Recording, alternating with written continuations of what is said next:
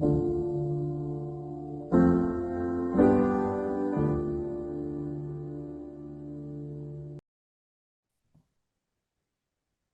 everybody, and welcome to the first episode of the Compelling Conversations podcast for 2023. Today marks the 6 months anniversary of beginning this podcast, and I'm real honored to be joined by my uncle Salman. Salman Taju, thanks so much for being here. Hey, good morning. Thanks for inviting me. And first of all, congratulations on your 6 month. Oh, thanks. Appreciate that. Yeah, I'm excited to have you. And I wanted Thank to you. begin by asking, have you ever been afraid of embracing responsibility? And if so, how did you overcome that? Oh man, so that's a good one because especially I'm in IT, right? It's been 20 years in IT.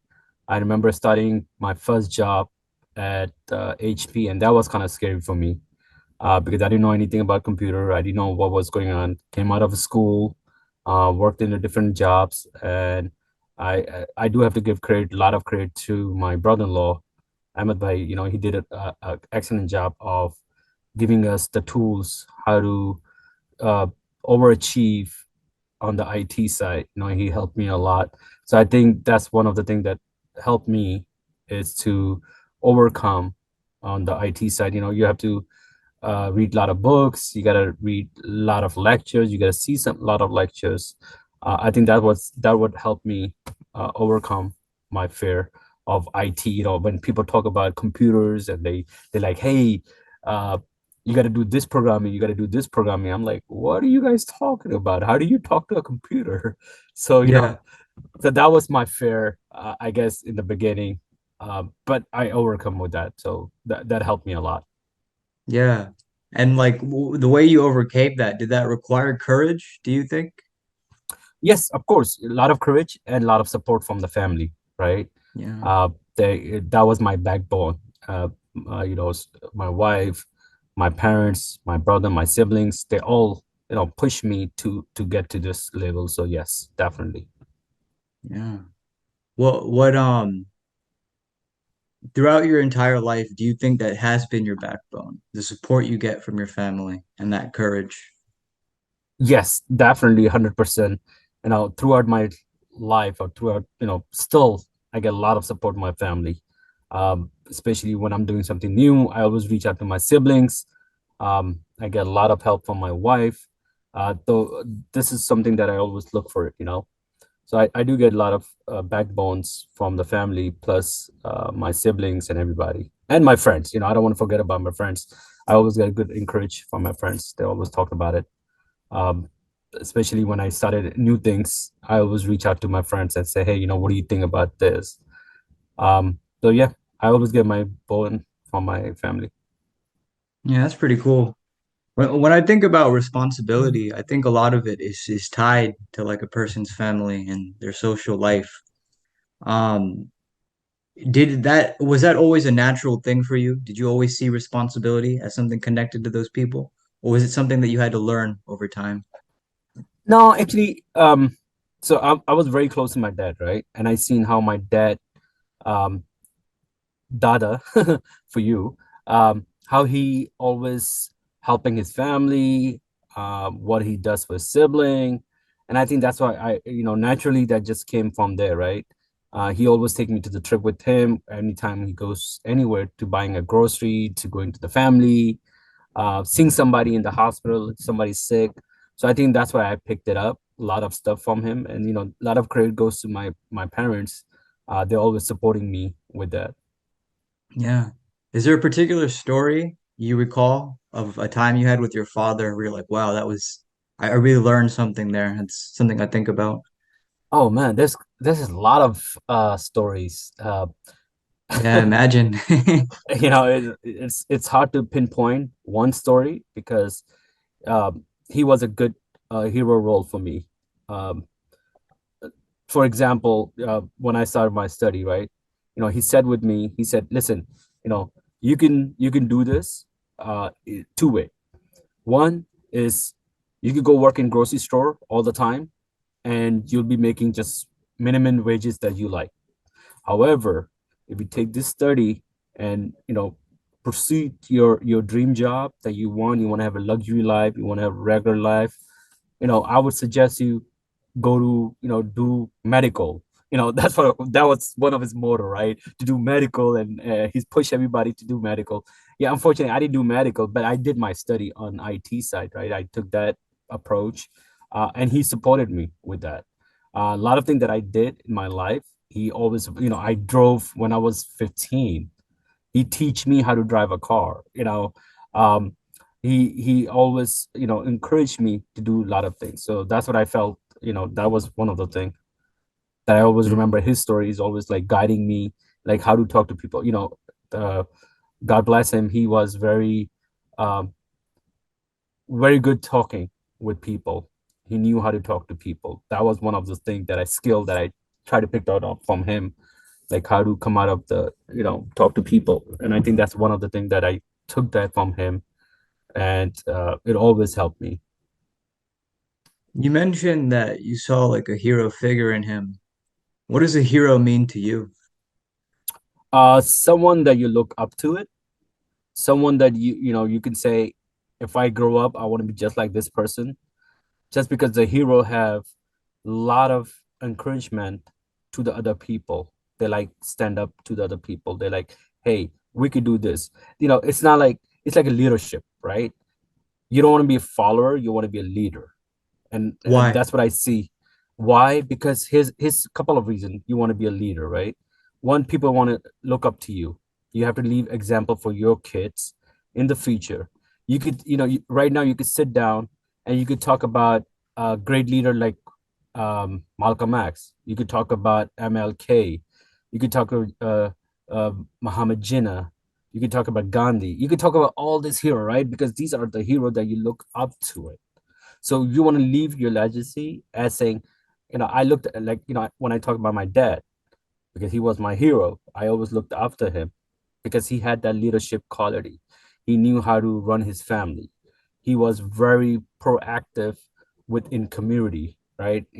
When we were growing up, I seen all my cousins coming over to our house. Every pretty much every week, yeah, he would have people come over and have big dinner or lunch. Doesn't matter if he have a money or not. He wasn't well off person, right? He worked very tireless jobs and business. He did everything he can to support his family. So that's what when I said hero, this is what I mean. Hero can be your parent, or hero could be one of those leaders like I just mentioned. Could be Gandhi, or could be MLK, Malcolm X. You can name it. So many heroes out there. So that's what I feel the hero is that someone that you look up to. Do you think the hero has to be tough? Not really. The hero doesn't have to be tough. He can be a normal person, a normal human being that can talk to people, that can help people out. And that's what I look at it as a hero is.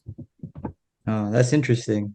Yeah, I'm curious, do you think that your time in New York growing up, did that make you tough, do you think?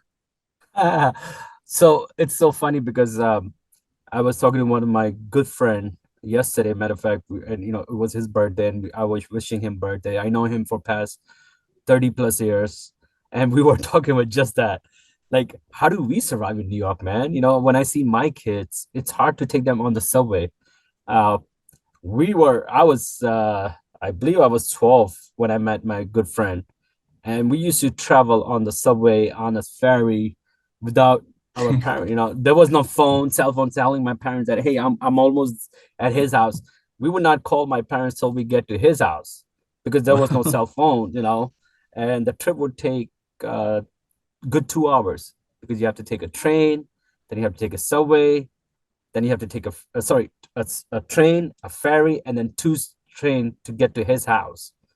And he would come the same way. So I would go to his house like a week, every 2 weeks. He would come to my house, and we were just talking about, dude, how do we survive, man? I remember one time there was a firework, and this is what we were talking about yesterday. So in New York City, they always have a firework on the east side, which is 42nd Street near there. However, we were young, we didn't have that much money, so we got off at the wrong station. So now we had only like $2. I think we had like $2 to get to from East Coast because they changed the firework that year to West Coast, which is about 30 to 35 blocks. Okay, so then we had to decide, do we eat pizza or do we take a train? So we're like, all right, we're just gonna walk. So we walk about 30 blocks in the neighborhood, two kids, 12-year-old, just walking, just talking, just relaxing. People are playing basketball. You're going through the neighborhood, you're like, oh my God. It was that that's how I think we become tough, right? In New York, especially. You travel on subway, you walk on the street, you talk to the people. You don't get into your own crowd.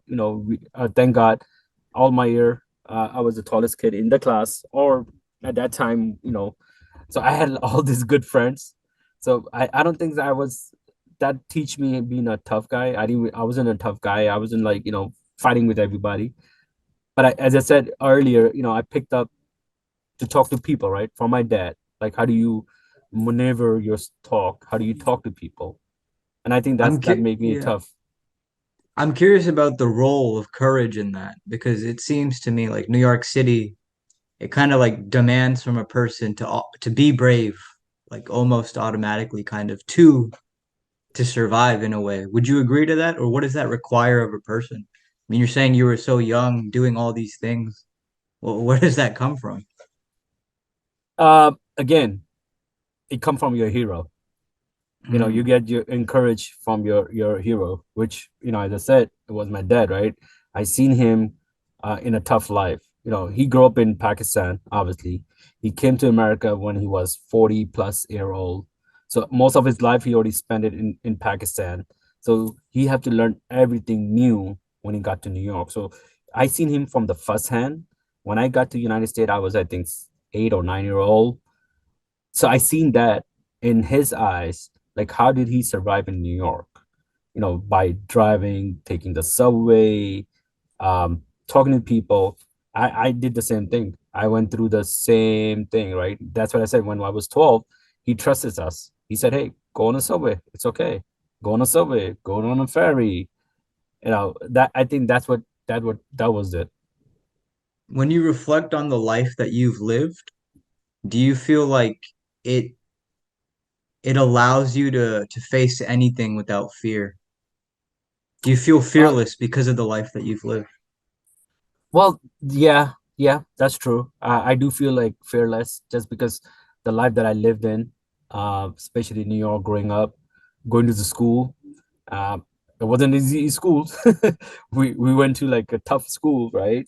You have to know people, and especially growing up in, I grew up in Staten Island. My good friend grew up in Queens. He went to toughest school. I even went to toughest school, but his school was more tougher than anybody. Um, and I think it's like, wow, I always talk to him and say, dude, how do you survive, man? How do you talk to people? And he was a big guy too. He is a big guy actually. And we always talk. I think that's where my fearless come in, right? Because I have all these friends that were either taller than me or the same size when we were growing up. And I think that helped me to overcome my fearless. You've mentioned several times about like talking to people, and I imagine again this comes from your father. How do you talk to people? What do you think for anyone curious? Well, first of all, talking to people, you have to listen to them. That's a one key note. If you don't listen to them, you cannot talk to them. Um, when I said talking to people, what I meant is you have to be a good listener, then explain to them what they're talking about, right? There might be a situation could be a job. They cannot find a job. You listen to them, you give them a talk, say, okay, you might have to take this skill. You might missing in a skill that would help you. Um, talking to people, meaning I'm very good when it comes to talking to people over the phone regarding their problem. And I try to listen to them before I jump into conclusion. Do you And think I you're a always counselor in that regard? somewhat, because I notice a lot of people do call me and say, hey, we're trying to do this, but it's not helping. And I always try to listen to them before I even make judgment. I believe if I'm gonna be a person to listen to, I have to give them an honest opinion. It could be wrong. They might be against it. They might say, "Hey, you know what? I don't know what the hell Salman is talking about." But I noticed a lot of time, and I'm talking about my friends. I talk to them. They'll do it what they want to do, and then they'll come back. They say, "Oh yeah, man, you are right, dude. I wish I would have Yeah. listened to you." I'm like, "Hey, dude, I was being honest with you, right? I was trying to tell you what need to be done." Yeah, and actually, in several circles, that's always the compliment I hear. Like Salman's the man with the best advice. No, it's not Yeah. that I want to be one of those people like, "Oh wow, go to Salman, go to Salman." No, it's not that. It's just because I try to listen to it and then give them my opinion, honest opinion. Again, being a listener, you have to be a good listener. That's why Allah give you ears, right? So listen to it. um and I think that's what helped me is I try to listen to them before I jump on anything. And if I don't have an answer to them, I tell them, like, dude, I don't know, but let me talk to somebody. I have my older sibling, let me talk to them, see, maybe they might went through this issue before me. um so I think that's what I usually do is try to listen to them before I even give them my opinion. Yeah. What I think is so fascinating about you is you're a man of thought, but also a man of action. Like you seem to balance it rather well. Why is that important, do you think? Being a man of uh action, and where does that come from? well, that come from your fatherhood, right? I have two kids. So you have to be a role model for them also. uh thank God, mashallah, I have a lot of niece and nephew. You know that. So I think that the role that you got to come on from there, right? Because plus I was the youngest brother in my family. I'm the youngest son. So all this came from is listening to everyone else, right? All my cousins were older than me. So it's hard to, you sit with them. So the only thing they're talking about, a lot of politician stuff, a lot of talk. So you listen to all this stuff, right? It get to your brain. And I think that's what I learned from that. Interesting. Is it one of the things I was thinking about was The Godfather, like with that thing about the thought and the action, because um it kind of goes back to that question about embracing responsibility. Was there ever a time in your life where you were afraid to embrace that responsibility of being a role model to people? Or was it something where you just like how did you come to that realization? Like I have to be the role model. I can't shy away from this type of a thing.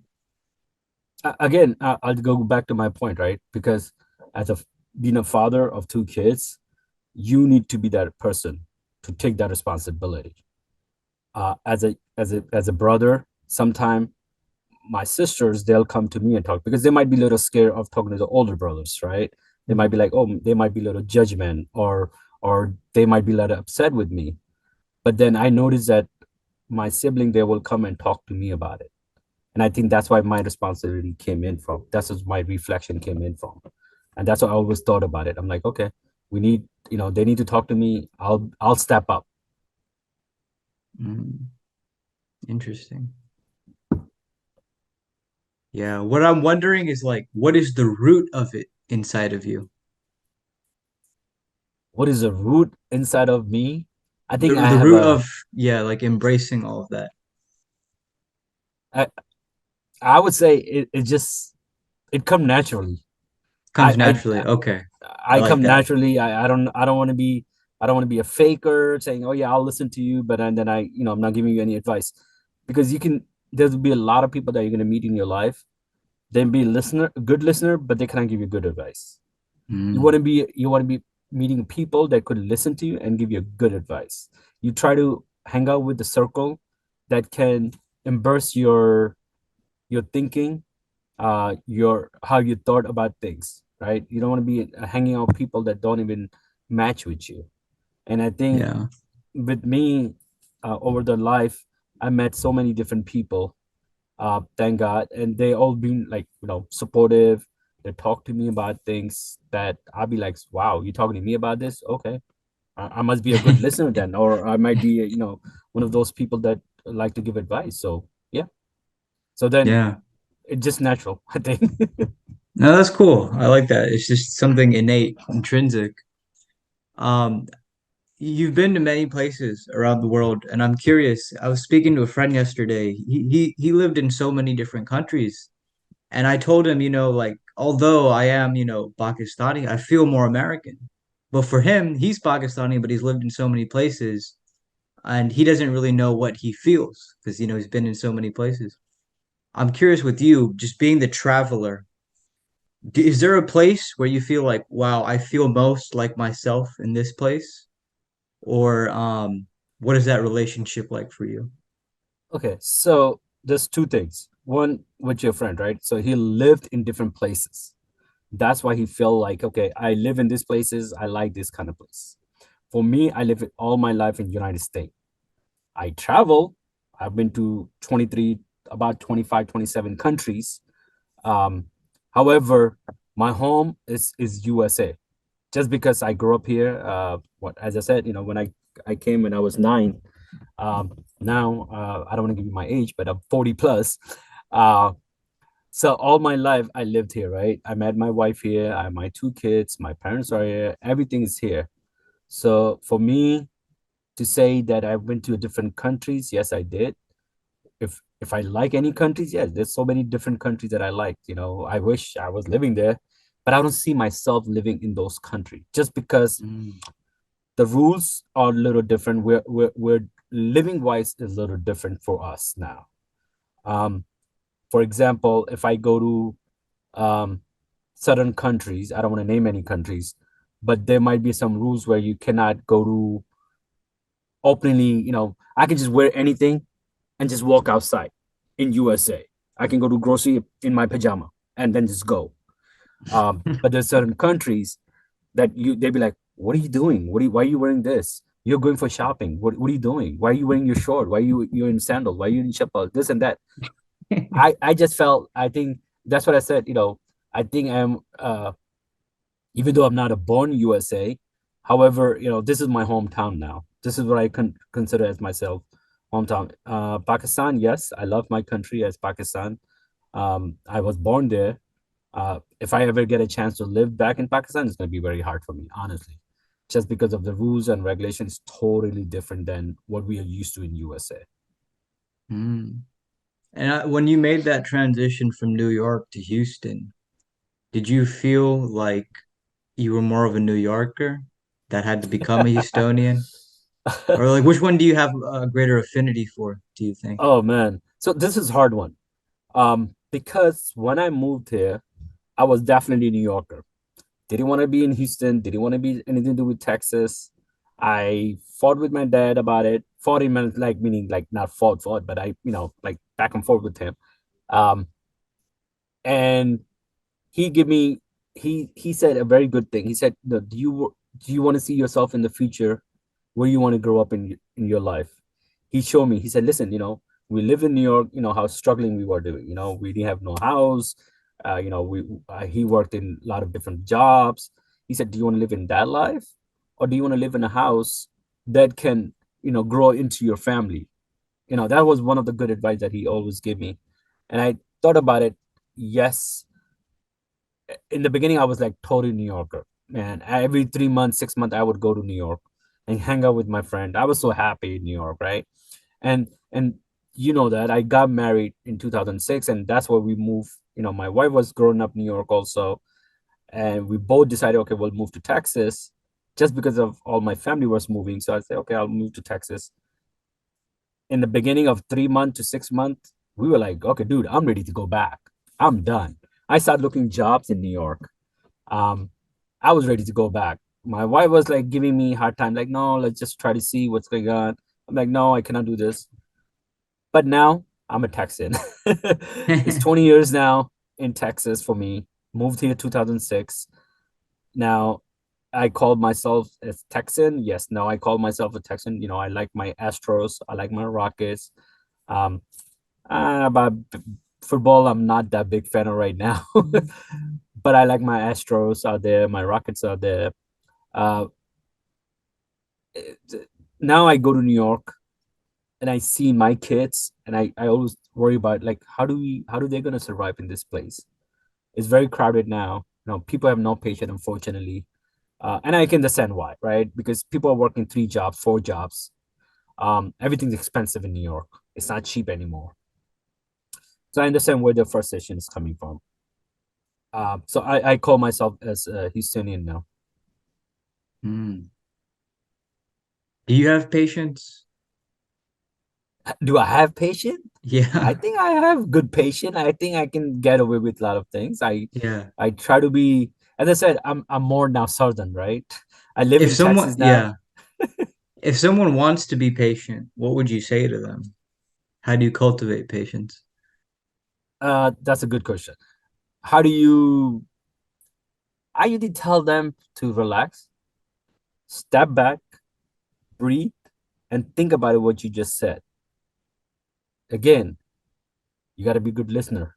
I always tell them, you want to be a patient listening before you open your mouth, because whatever you said, something, whatever's come out of your mouth, guess what? It's there now. It's too bad. You cannot take it back. So that's Yeah. why I always tell everybody, be patient, be thoughtful, listen first before you open your mouth.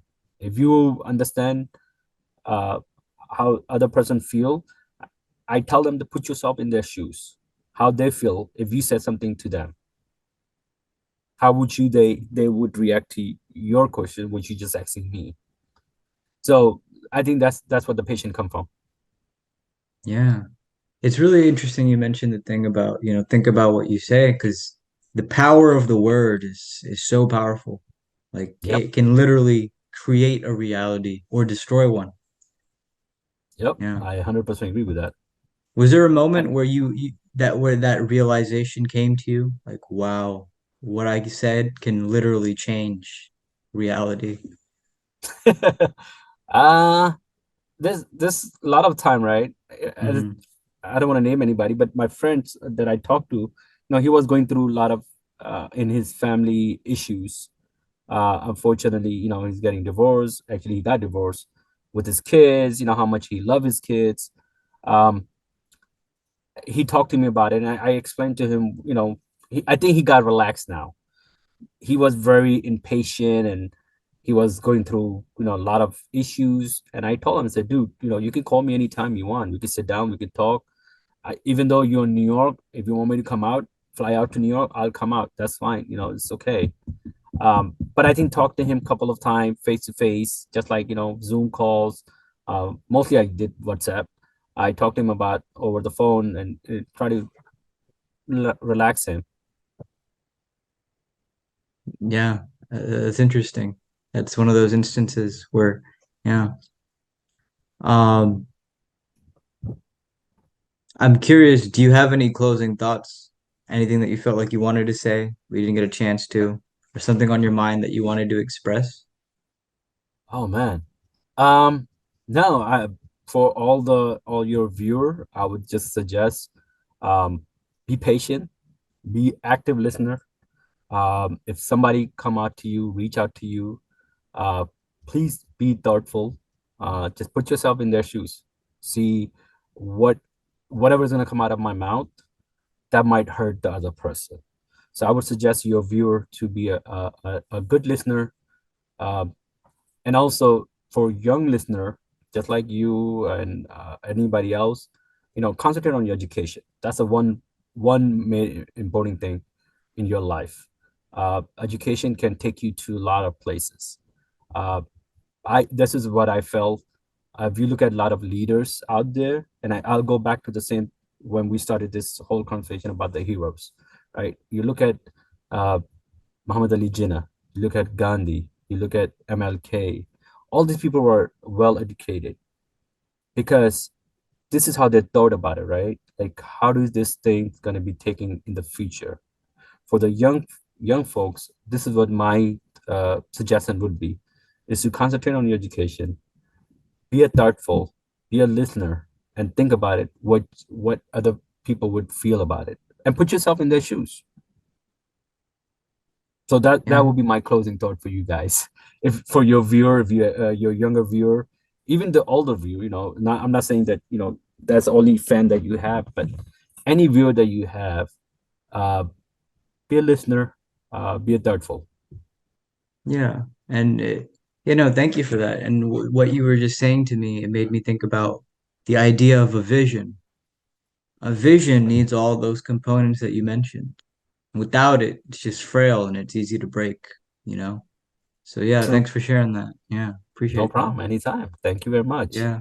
But thanks, so much for being here. I appreciate you being my first guest for 2023. No, thank you very Um, much for inviting me. I do appreciate it. And top of that, congratulations on your 6 month. And inshallah, this will help you to long run. And yeah, my thanks. advice again, it's doing a great job. Thank you very much for inviting me. Do appreciate that. Yeah, absolutely. Like it's been a pleasure. So thanks for being here. And I No problem. suppose until next time, huh? I'll see you soon, man. Yeah.